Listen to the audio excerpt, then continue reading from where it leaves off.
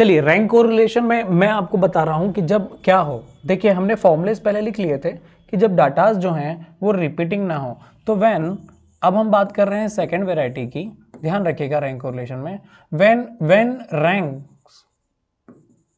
Ranks are equal और बोल सकते हैं रिपीटेड, जब रैंक इक्वल या रिपीटेड हो तब हमें क्या करना होगा। तो एक छोटा सा फॉर्मूला है, वो आपको ध्यान रखना होगा कि जब रैंक इक्वल या रिपीटेड हो तो आप इस फॉर्मूले का यूज कर लें। चलिए तो देखिए यहां पर जब हम बात करते हैं तो फॉर्मूला क्या लगेगा, देखिए फॉर्मूला है वही फॉर्मूला है 1 - 6 समेशन डी स्क्वायर और अपॉन में n स्क्वायर -1। ये तो पुराना वाला ही फॉर्मूला हो गया, बिल्कुल एज इट इज वही फॉर्मूला है। अब आपको करना क्या है, यहां पर रैंक जितनी बार रिपीट होगी वो आपको लिखना है। देखिए क्या लिखना है, m1 cube minus m1 upon 12। अगर वो m1 बार कुछ रिपीट है, कोई एक नंबर रिपीट है, अगर कोई दूसरा नंबर रिपीट होगा तो उसके लिए फिर m2 लेकर m2 cube minus m1 upon 12, right. और अगर तीसरा होगा तो फिर m3 आएगा डैश डैश डैश, इस तरह से फॉर्मूला चलता रहेगा, राइट। अब ये m1 m2 m3 क्या बला हैं, क्या चीजें हैं, ये क्वेश्चन करते ही समझ में आएगा, राइट। m1 का cube minus m1 upon 12, m2 का cube minus m2 upon 12, m3 भी हो सकता है, m4 भी हो सकता है, राइट। तो एक क्वेश्चन से ट्राई करते हैं कि हमें किस तरह से इसको सॉल्व करना है। क्लियर, चलिए तो देखिए ये क्वेश्चन जो था पिछला हमने कर लिया था क्वेश्चन जिसमें रिपीटेशंस नहीं थे, रैंक निकाली और सॉल्व हो गया। ये एक लास्ट वैरायटी है, ये टफ मानी जा सकती है, थोड़ा सा टाइम कंज्यूमिंग भी है। क्वेश्चन सॉल्व करके देखते हैं, राइट। चलिए आपके सामने एक क्वेश्चन है, मैं यहां पर नंबर लिखकर उनकी रैंक्स लिखूंगा, ठीक। चलिए 90, 88, 75, 75, देखिए नंबर सेम हो गए, राइट। 75 एंड 75, देन थोड़ा सा मैं इसको वापस लिख देता हूं, 75,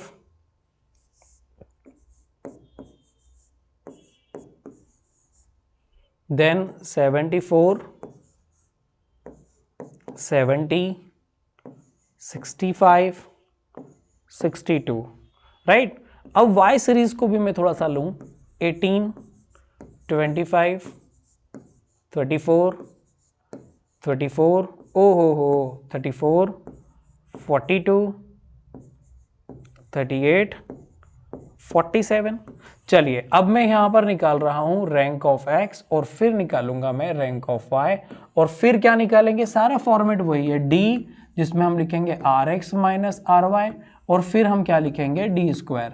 देखिए ये सारे कॉलम वही हैं जो पिछले क्वेश्चन में थे, राइट। कोई नई चीज नहीं करनी है आपको, क्वेश्चन में ऊपर नहीं लिखा होगा कि रिपीटेशंस हैं, यहां पर ऑब्जर्वेशन सेम होंगे तो रैंक रिपीट हो जाएगी। यहां पर दिख रहा है ना 75 75 दो बार आ गया, तो अब दोनों को अलग अलग रैंक थोड़ी देंगे, दोनों की सेम रैंक होगी, पर किस तरह से अलॉट की जाएगी वो हमें यहां पर ध्यान रखना है। अच्छा क्वेश्चन है, ध्यान से समझिएगा। मैंने लिया 90, ठीक है, जरा समझिएगा, ठीक। तो 90 को सबसे हाईएस्ट तो मुझे 90 दिख रहा है। अब मैं यहां पर रैंक देना चालू करता हूं, थोड़ा समझिएगा, कलर चेंज कर लेते हैं हम। 90 के लिए रैंक 1 लिख दूं बच्चों, फॉर 90 सबसे बड़ा है।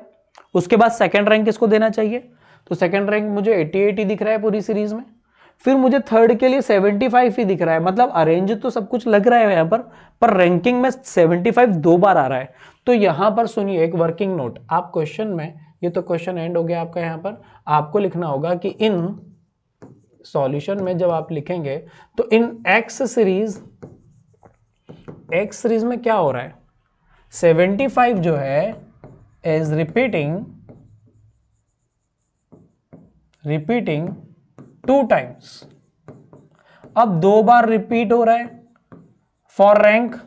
अब कौन सी रैंक के लिए रिपीट हो रहा है, मुझे एक बात बताओ, रैंक ऑफ 75 अगर देखूं तो 2 के बाद रैंक ऑफ 75 3 होना चाहिए, और एक और 75 है तो रैंक 4 होना चाहिए, तो फॉर रैंक 3 एंड 4।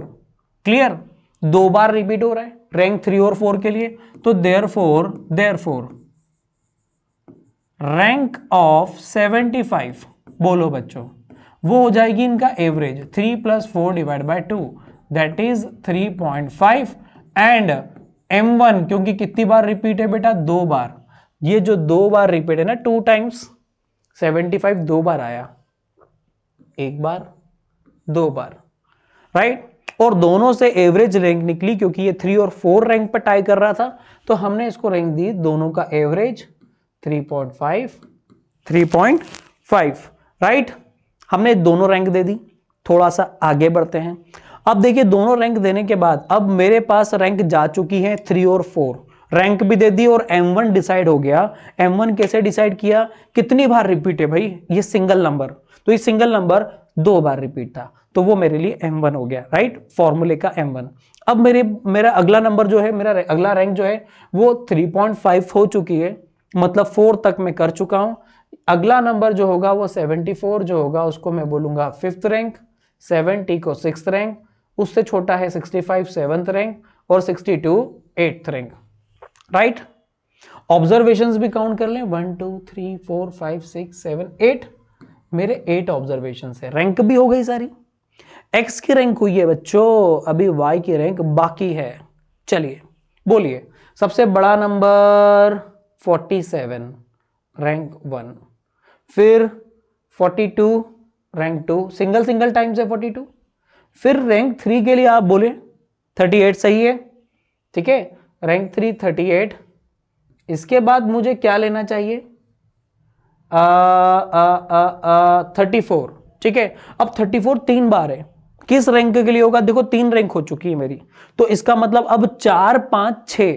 तो अब यहां पर मुझे एक नोट लिखना है, वो क्या लिखना है वो समझिएगा। तो इन Y सीरीज 34 इज रिपीटिंग, कितनी बार रिपीट हो रहा है बच्चों, 3 टाइम्स,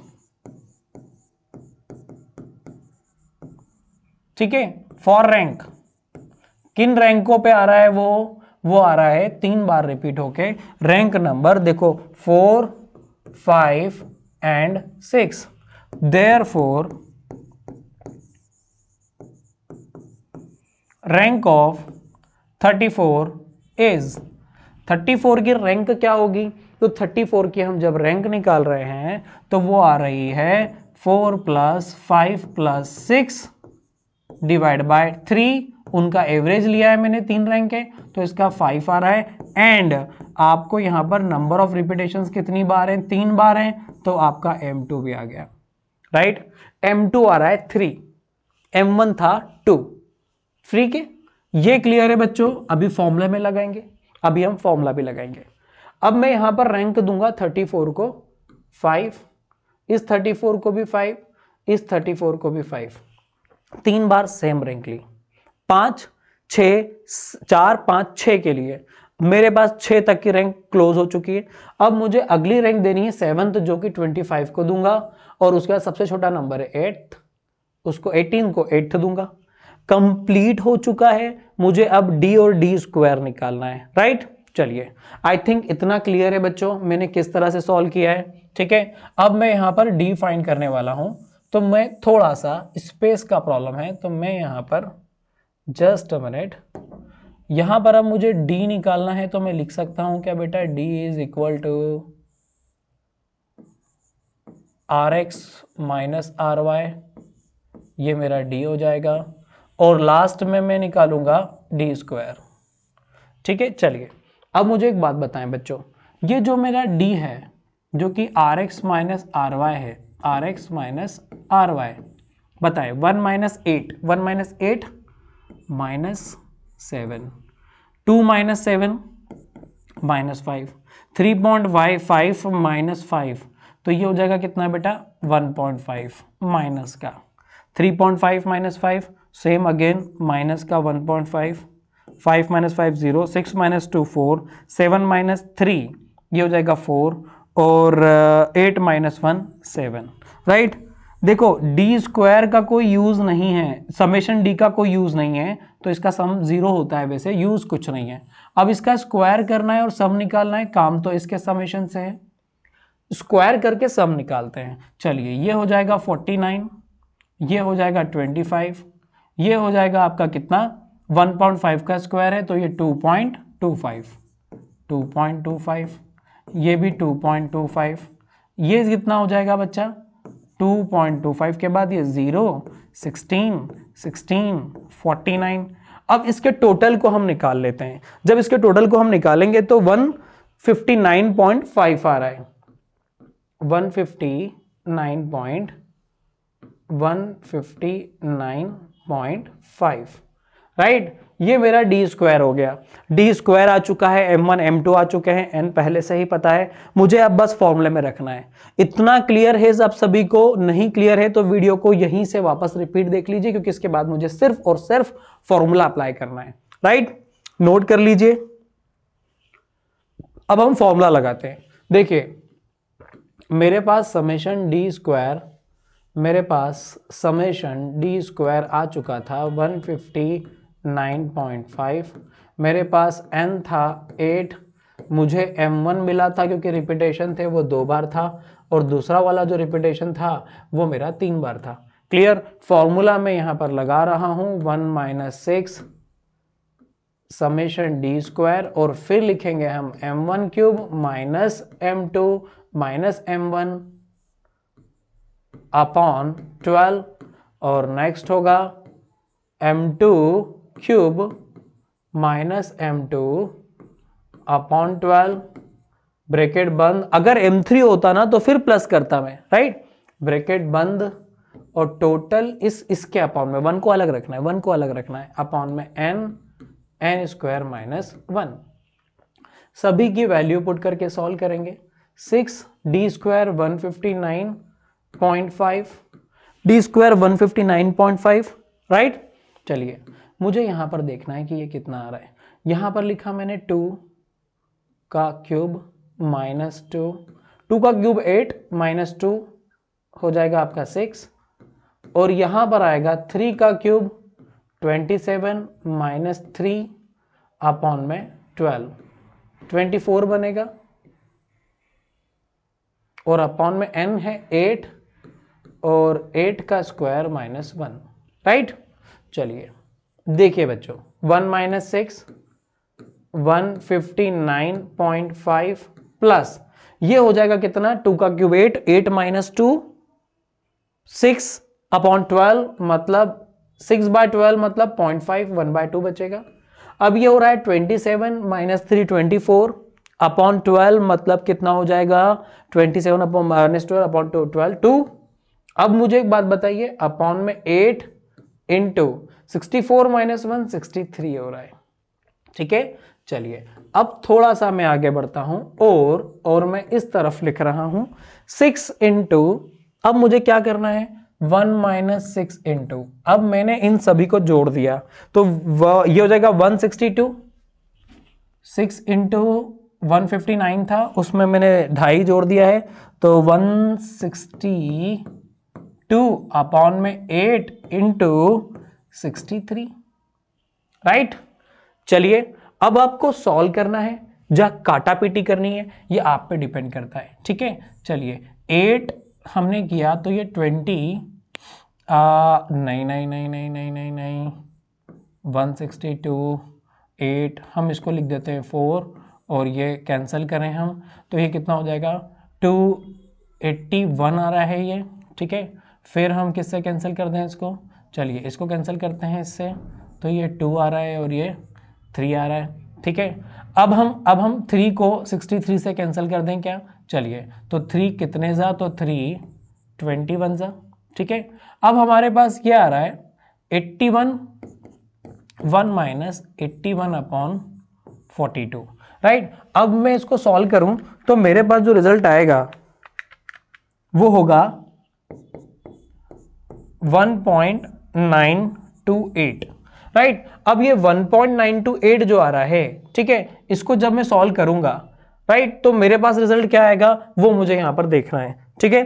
तो इसको जब मैंने माइनस किया 1 से तो ये आ रहा है माइनस में 0.928, दैट इज अगर मैं बोलूं तो मेरा आंसर आ चुका है माइनस में 0.93 बोल सकता हूं 928 को, राइट। तो मेरे पास रिजल्ट आ चुका है, आर की वैल्यू मेरे पास आ चुकी है अप्रॉक्स में 0.93 नेगेटिव में।